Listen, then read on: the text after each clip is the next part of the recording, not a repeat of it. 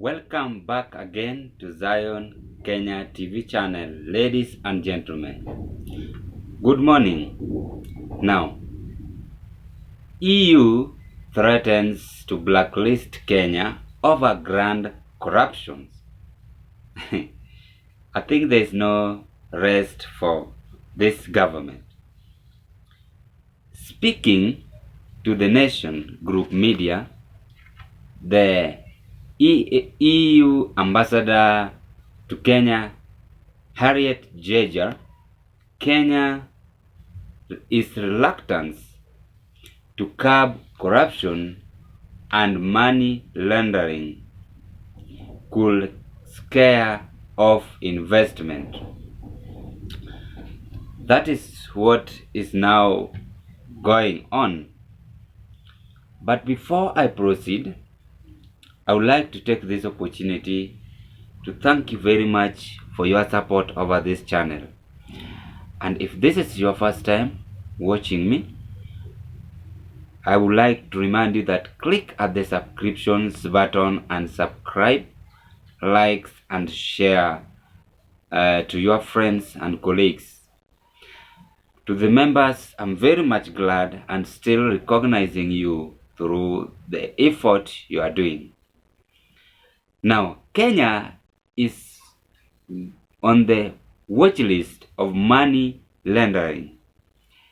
According to the EU, they have described Kenya as the most corrupt country, and it has been ranked 123 list corruption nation out of 180 countries. Should the country fail in its mandate, it will be barred from doing businesses with EU member countries. That is what Madam Jejer Harriet has told Kenyans.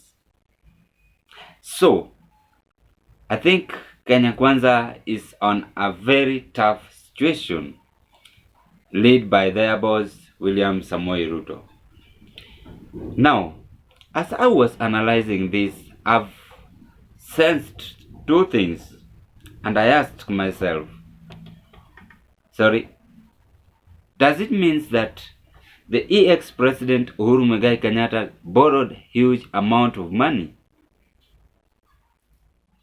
Or is this government was trying to borrow huge amount of money as compared for William Samoei Ruto? That is what I've asked myself, because as I am speaking, the European Union has threatened to blacklist Kenya over corruption and money laundering, revisiting an old problem Nairobi has struggled to contain. But you see now, I was also checking on their key determinant of investment, because this EU are most influenced people and most wanted, the most people who are readily available to invest in Kenya, but they gave a warning and other rules and regulation that for them to invest, that there must be one thing, and this one thing is to think on how to fight corruption in the best interest to Kenya, because maybe this is the single most determinant of investment. That is what they make as a remark to them. You see now, again, it is becoming so much hectic to this government. This government need to work now on toes. It means that there is no more investors now which will come to stabilize the economy of the country.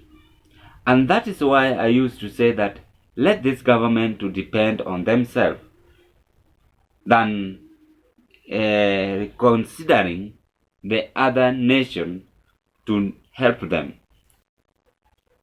You see, these European nations, they always need honesty. That is what they always consider.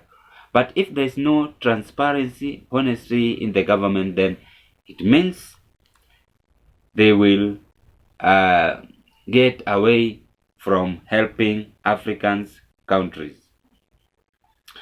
This is not the good news, but the worst news now to the Kenya Kwanza government. What is your viewpoint at these remarks? See, now Kenya is going to a very tough condition. On political issues, I think the recent government actually borrowed huge amount of money. And they borrowed, in any case, the agreement which they made was to work hard and pay that amount. But it has changed, and you see now this Kenya Kwanza is fighting over this to retain the gaps which were broken through corruption.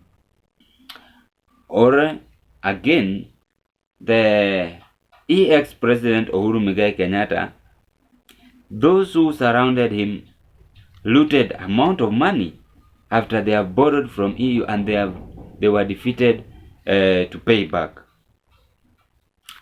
Again, we consider William. It is now, he has not even finished 1 year, and these people are now afraid to him, afraid on him to borrow another amount of money, and that is what EU is threatening to blacklist Kenya. Now, it means that most Kenyans now will be locked in the country. You will not travel, we will not travel until we pay that amount of money. That is what is looming now. What is your observation, ladies and gentlemen? I might take it, you might take it as a joke, but this is a serious case. And what do you think? Do you think that Kenya Kwanza is going to pay this money back as early as possible before Kenya is blacklisted? That is, don't know what is your aim. And would you reason together with William that for him to fight this or to pay back this amount of money, he must be frank in this government and fight corruption, because corruption is the most wanted thing in the economy. Corruption is the one leading all these things, and you see even EU is telling them that that is the most thing they should fight back in order to pay back the money.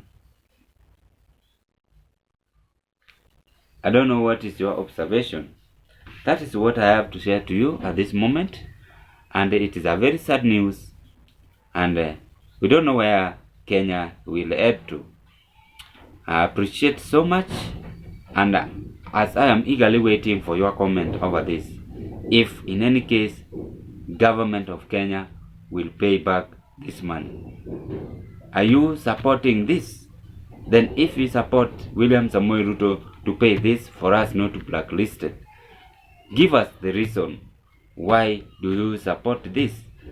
Or do you think Uhuru is the one who borrowed this amount of money and now it has haunted the Kenya Kwanza government, being threatened by EU to be blacklisted in order to pay the money?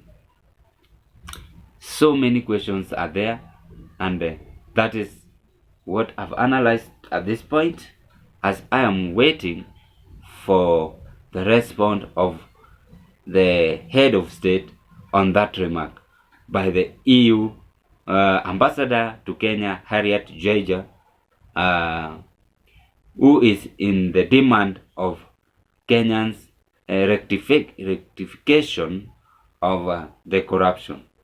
Bye bye till we meet on the next video. May you have a blessed day, ladies and gentlemen.